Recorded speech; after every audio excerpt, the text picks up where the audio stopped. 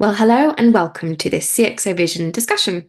I'm Jess Abell, Chief Content Officer with Lynchpin Media, and I'm delighted to be joined today by Haider Pasha, Chief Security Officer for EMEA and LATAM at Palo Alto Networks.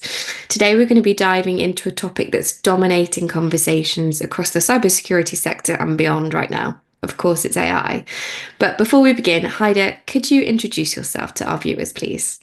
Sure, and thanks for having me on, Jess. So my name's Haider Pasha. I'm the CISO, as you said, for EMEA and LATAM. My role is that of an external-facing, what we typically call a field CSO. So what that means is I get to partner very closely with some of our more strategic customers and partners across the region that I cover, and really help them build a plan for the future when it comes to cyber resilience or improve their overall cyber landscape. And the second part of my job and my team's job is we do a lot of thought leadership work, such as this, to really not just evangelize the company, but more importantly, give our point of view when it comes to technologies like AI, which is what we're going to be doing today. Thank you so much.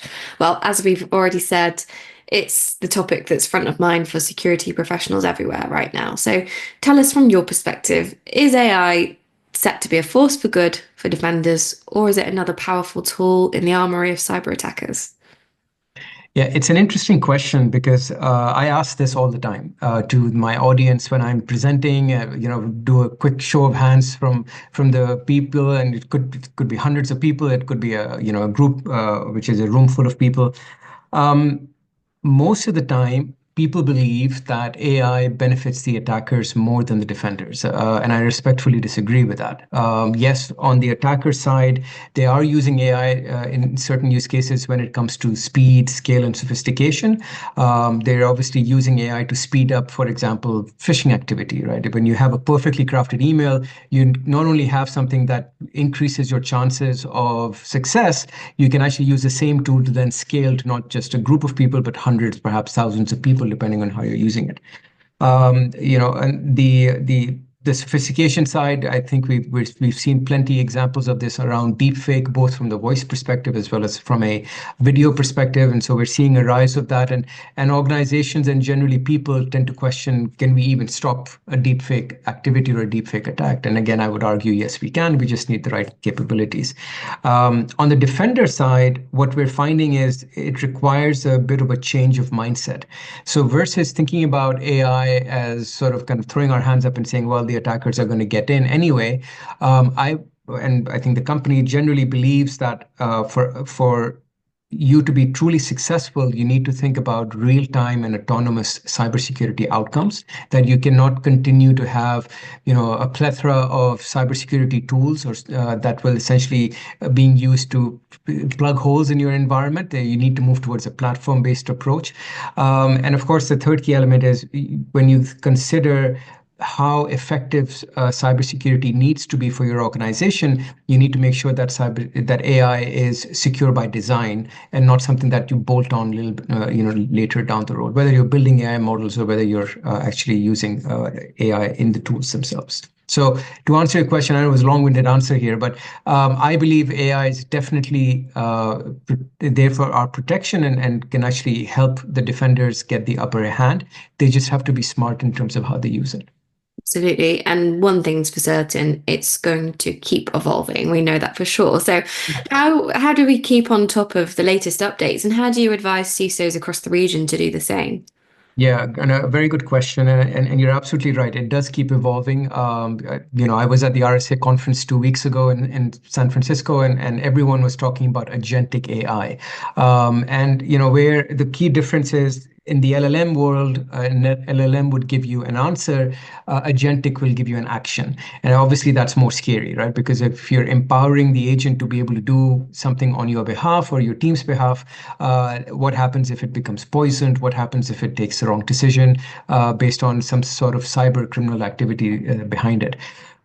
So to answer the initial question, I think there's a couple of things we can do. There's the traditional sense of how you should be prepared for any cyber activity, not just AI related, which is, continuous threat intelligence, making sure you're working with a strong cybersecurity partner that is collecting the right amount of, not just the amount, but the right quality of data that you can then apply against, whatever type of activity you're seeing during the cyber attack. So you make informed precise decisions to actually block cyber activity. That's kind of the first piece. The second, I think, which has nothing to do with technology, is really just make sure you're fostering a culture of continuous learning, as well as collaboration, as well as essentially building a community, when it comes to cyber. And some organizations do a pretty good job of this. There are information security, communities for financial services, as an example, but there isn't a very strong one for some of the other verticals that exist out there. So basically, being part of that and participating, as well as sharing threat knowledge, I think is a really essential part. And then the last point I'll just raise is I think there's a lot of work still to be done when it comes to advisory and training, right? I think regular briefings and webinars like we're doing today will allow CISOs to not just hear both points of view, but also then apply the right best practices and really figure out how do we operationalize new AI-related cybersecurity insights as well. Absolutely. Well, let's talk specific threats. What are the biggest AI-driven threats that CISO should be preparing for right now? Yeah. How long is this webinar? There's a plethora of types of threats. I started by explaining deepfake activity, and I talked about, spear phishing as being a very common tool right now. And at Unit 42, which is a very talented group of people in Palo Alto Networks that looks at tactics, techniques, and procedures of the cyber threat adversaries, we are starting to see spear phishing activity really get kicked up quite a few notches since the last couple of years, primarily because attackers are using it with the merger of LLMs to build perfectly crafted spear phishing campaigns. But for me, I think more than anything, the piece that keeps me awake and my peers awake at night is AI enhanced social engineering, right? And so what I mean by this, it isn't just a deep fake, it's actually, calling their victims. It's actually, using voice commands or voice prompts, to build the right deep fake voice notes so that you don't even know that it's a fake person at the other end of the line. I think a rise of what we call adversarial AI attacks is also, something that we're a little bit concerned about right now, which basically means if you use AI in the right way, you can perhaps evade AI detection systems, right? And so we're obviously researching that, and we're making sure that any system that we have, of course, as a company, is protected against those types of activities. But attackers will exploit essentially any vulnerability that comes out, right? And so they're using AI to get faster at being able to not just understand what that vulnerability is, but actually build an exploit that they can then run against the adversary. And I guess the third one that I would say is also important would be automated malware. And so what I mean by this is versus in the traditional sense, where you've actually created a customized malware for your victim, now you can actually use AI that can adapt and actually start applying a customized malware for each of your 100 victims, right? And now you've got yourself 100 different zero-day malwares attacks that you now have to deal with, which of course can be problematic if you don't have the right tools to defend against them. These are quite sophisticated attacks and threats that we're talking about. So how can security teams implement countermeasures to detect these AI-generated attacks? I think the flip side of what I just said is going to be true here, right? So fundamentally, what you need to do is remove that traditional mindset, which, by the way, many CISOs have today, which is I'm going to get the best of breed point product solution that's going to plug that particular capability that I need for cybersecurity. I mean, I've been a CISO for more than 25 years now, before they even called them CISOs or called us CISOs. And I remember a time where you could have a handful of maybe 5 or 6 or 10 cybersecurity tools that were easy to manage, and so you would get the best of breed. Today, however, most organizations, and we did a survey with IBM recently that revealed roughly 83 security solutions across 29 vendors is the average for a mid to a large size organization. That's huge. That's a lot of complexity and a lot of challenges that you have to deal with. So changing away from that towards what we call a platform-based approach, I think is a first step, right? So making sure you change your mindset and you're moving that mindset shift away from, this best of breed kind of capability and really using a platform that's consolidated, that's natively integrated, that has AI built into it, that can show you true total cost of ownership because of the consolidation you've done. I think that's all of that is a journey in itself that you need to first consider and actually complete. Now, we have a lot of customers that are doing it, and our approach under platformization as a word is that in the sense that you're taking a platform, you're embedding it with native intelligence and native capabilities, and then from there you're actually applying machine learning and deep learning and generative AI within the platform. So it's not an add-on, it's actually integrated. And then finally, achieving the type of outcome that customers are looking for. I think the second part of that, my response really will be that you need to think about continuous model training as well. So if you're in the midst of actually building your own model and you're using AI, one of the key elements of securing AI by design is to actually make sure that the model that you're using is trained against the right data, but also protecting and making sure that AI model doesn't do anything it shouldn't. And so there's a whole host of different AI solutions, which hopefully we're going to talk about later, that I can talk through that can help with that situation. One of the other kind of key challenges that we hear about frequently is the skill shortage that CISOs are facing within their teams. And that's particularly important to note when we're talking about the kind of tool sprawl that you just mentioned. So, how can AI-driven threat detection and response improve security operations and kind of mitigate this challenge that we're seeing?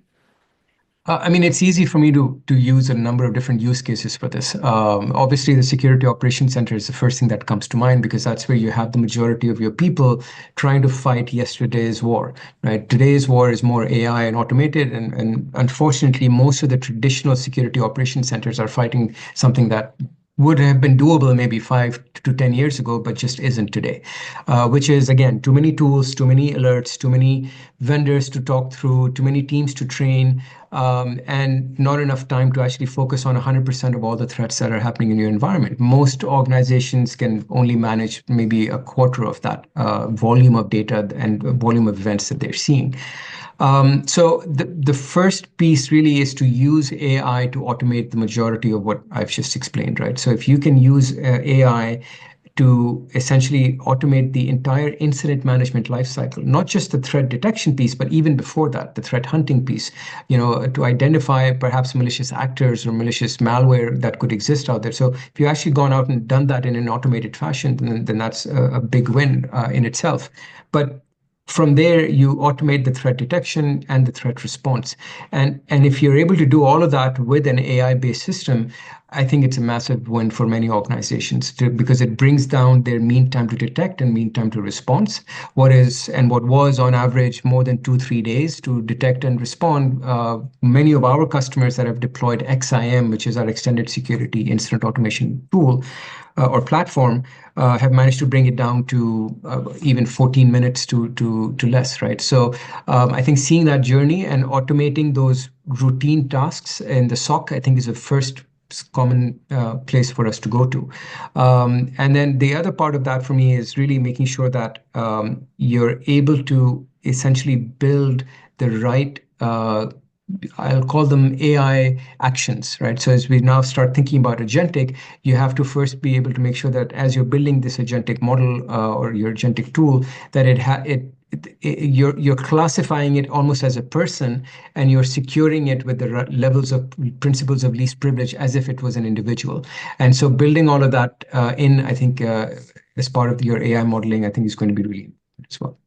Can you share some examples with us then of how customers across the region are using Palo Alto Networks' AI-powered security to shore up their defenses? Yeah, I mean, lots of examples. Again, we can talk through, let's take the healthcare industry. There's a major healthcare provider in Europe right now that is running our systems, right? So Cortex XDR and Cortex XIM, which were the two tools that I was referring to a little bit earlier.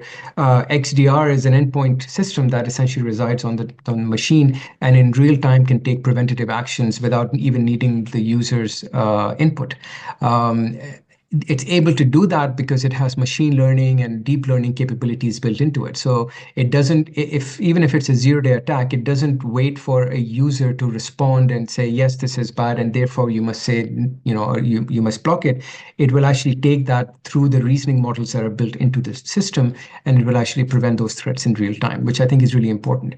And then, as I said earlier on the XIM piece, this healthcare provider also deployed this in their SOC, drastically brought down their mean time to detect and mean time to response, and are able to actually offload a lot of the routine tasks that their SOC teams were doing before, whereby today they don't need 20, 30, 50 people. They can do with under maybe 10 to 12 people to actually run their automated security operations center. Another example I can give is a set of customers in Latin America, for example, large telecom provider there that's using Palo Alto's Prisma Cloud, or now known as Cortex Cloud solution suite. And so what this essentially is doing is it's using AI to be able to track when vulnerabilities exist across the CI/CD pipeline, as an example. It can very quickly identify it, and then actually from the time the code is being created to the time it's being deployed on the cloud, all of those things can be tracked and be prevented in real time using AI, in real time. It's very powerful. I mean, we've talked about the importance of collaboration and working with trusted partners, but what factors should organizations and CISOs be considering when they're looking into who to partner with for AI-powered security? Yeah, there's a number of key factors, and I think I'd love to say Palo Alto is the only company in the world that can deliver this, but there are other organizations trying to strive towards the same level that we have, which number one is data. Right? So the first key factor is it's not about how much data you have, it's more, of course, the quality of the data. And so at Palo Alto, we are primarily focused on ingesting cybersecurity related data, right? When our focus is to make sure that whatever data we collect, whether it's from the likes of an XDR agent, whether it's from a third-party solution, whether it's from other tools and like the next-gen firewalls and so on, all of that data is co-located in one area, you could call it a single pane of glass, a specific area. And what we're finding is as customers are able to make that connection and they start to see move away from multiple silos to a single data lake, is they're able to scan, and they're able to actually get actions a lot faster, such as threat intelligence hunting, which is another key thing that I think a lot of organizations should look for, is what organization can I partner with that actually not just has the breadth and the quality of that data, but the organization that can actually use that data for good and to do it a lot faster, right? That's the key piece. And then having some organization that has a proven track record towards platformization, as I said earlier, is obviously the right key step that they need to take. And then I guess the last point I will raise on this is integration, right? When we think about other organizations in terms of how they do consolidation, they generally tend to market themselves as a platform company. But if you're just consolidating multiple tools because you went out and bought 5 different companies, you still have 5 different UIs, you still have 5 different data silos, you still have 5 different, code across 5 different vendors that you're essentially just trying to patch and call a platform. Our approach is, first and foremost, it has to be natively integrated. And what that ultimately means is the code, the data, the threat intel, the UI, all of those have to be under one key element. And then up on top of that element, we would apply machine learning and deep learning and, Gen AI and all these other kind of functions to make, that platform even smarter. So that for us is platformization versus the traditional model of just consolidation. Makes a lot of sense. Let's look ahead. Organizations, CISOs, they're going to be creating AI strategy, AI security strategy. AI is going to be embedded into everything that they're doing digitally. So, How would you advise CISOs and their teams to create an AI strategy that keeps them one step ahead of malicious actors?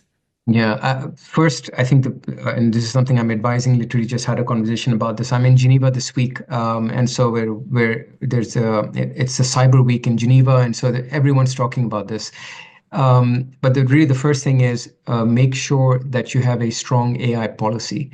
Right? So as you consider looking at building an AI security strategy, know what you want to allow and what obviously you don't want to allow within your environment. And that's not as easy as it sounds. Many organizations, even within the customer, different business units may want to use different types of tools that have AI embedded inside of them that require, sensitive data that resides within that customer base.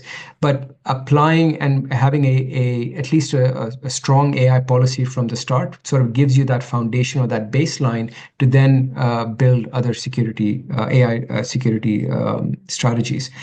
So firstly, as we said, make sure that you have a strong AI policy. Number two, from a visibility perspective, you need to inherit and you need to use the right tools that can allow you to get full visibility, not just on the cloud and the network, but what I call the traditional shadow AI piece that a lot of organizations are fearing right now. So we have a host of, users. Those users want to use Gen AI. Do I allow it or do I block it? Well, it's not that simple. So you can actually further segment what that AI tool can do for you depending on the technology that you're using. At Palo Alto, we created something called AI Access Security that allows our customers to get that full visibility and take actions and take the right steps there as well. Another key piece, I think, is as a CISO, you need to build the right skills for AI and cyber, right? So if your security team doesn't truly understand AI, there's obviously that's an area for improvement. And I think the CISOs should send their security teams to really understand the use cases and where AI can be applied, and may perhaps encourage them to build their own machine learning models that they can then apply into certain tools. Again, tools like XIM, you can import your own machine learning model into that tool, and it will actually work as well. And then finally, I think maybe thinking about AI ethics and security governance, I think overall, I think is very important as well. Because the number one thing you should do when you're working with a strong cybersecurity partner is have that transparency and trust with them for them to share with you not just the type of models that they're using, but making sure that you know where AI is being applied and how we are actually building our AI solutions, right? It shouldn't be a black box. And so building almost an AI ethics and AI trust committee within the organization, I think is also a very good step that many CISOs can take. Absolutely. Well, some great insights there, Haider. Thank you so much for sharing those with us. Some really insightful takeaways for viewers. So appreciate your time and thank you Thank for you. speaking with me today. Thank you. Thanks so much.